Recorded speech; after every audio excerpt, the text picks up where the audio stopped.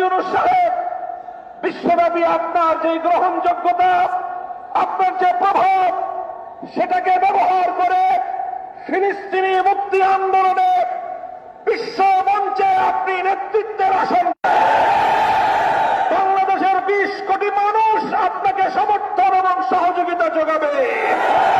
20 কোটি মানুষ আপনার হাতকে শক্তিশালী করবে।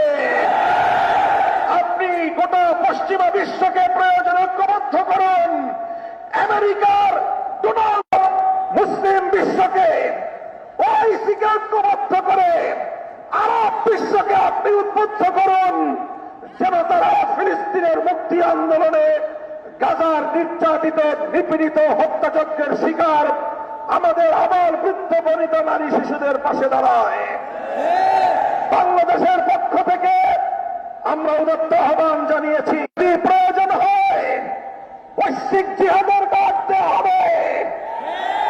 সারা দুনিয়াব্যাপী জিহাদের দাবানল জ্বলে উঠবে। ইসরায়েল এবং ইসরায়েলের স্বার্থ সংশ্লিষ্ট আমেরিকার সমস্ত আস্তানা গোটা পৃথিবী থেকে উৎখাত হয়ে যাবে ইনশাআল্লাহ।